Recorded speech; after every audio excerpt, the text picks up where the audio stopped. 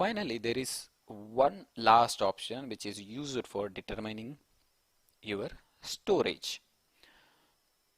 Till now we have learned license size, number of indexes, number of searches, AV forwarder, deployment server, and license manager, including why we need to have clustering and high availability options. We will now go forward for calculating storage.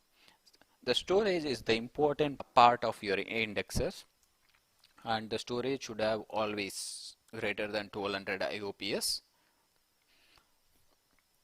For getting a rough estimate on storage for indexer, the link mentioned in the document should be take you straight into calculating the indexer's storage, which has been used by most of the Splunk consultants, and this is not officially anyway connected to Splunk or Splunk authorizes it. You can see is not supported by Splunk and it is completely independent, probably built by one of the Splunker to help other fellow Splunkers.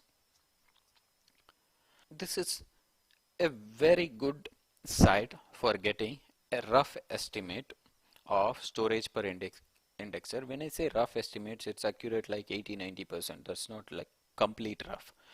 Okay, so we are getting like 80 to 90% of accurate storage as of now. In my whole experience of 4 to 5 years, I've been using this site and I have not faced any miscalculations or misjudgment while assigning a storage. We can consider that as a good example. Most of the time when I go to a customer and ask them what is your log size you need, they can't understand or they can't give a straight answer from log size. Few of them they give us size by events per second, because most of the traditional SIM solutions they were like Q1 Labs, ArcSight and Logarithm, they were using EPS. Though they were familiar with EPS, they will come back and say to you that I have 5K or 4K or even 2K events. So what do? You visit this site, check on this box size per event. It will give you a rough estimate of how much license you need. Probably you can go up to 60 gig in the case of 2K, and if you choose 5K you will get around 115 gig. You can add 10% buffer and you can go up to 130 gig. This is how you calculate as an architect and define that this is what my licensing I need. The next concept we come is data retention. This depends on completely your policy. Let's say I need 6 months of data. I'll choose 3 months hot, 3 months cold. We'll be going through what is this hot, cold, archived, frozen, retention, how to calculate them, how to configure them. In later part when we dive deep into indexers and see how it operates and stuff. For now, consider this as the time which you need to keep your data in Splunk. Let's say I need 3 plus 3, 6 months of data in Splunk. We are not going to use any premium maps. If you can choose one of them, and considerably the architecture or it recommends, like as you can see, Splunk Enterprise Security, it's one of the premium apps. It will recommend 100 GB per indexer. This should be automatically updated here. Here you can see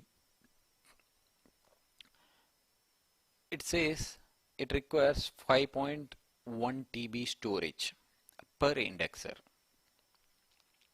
So totally you need like 100 TB.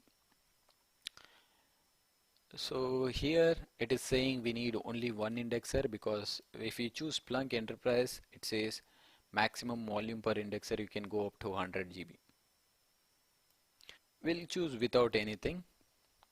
So it says it can handle up to 300 GB, but we know how it works. The storage configuration, if you have like separate volumes mounted for it, you can mention them. But as of now, the only important number is 10.2 TB. You have calculated your storage requirement based on EPS. Let's say I'll come back. I have 100 GB of license.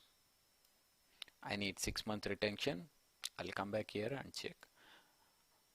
The storage I require per indexers is 8.8 TB. So this is how you calculate the storage requirement for your indexers.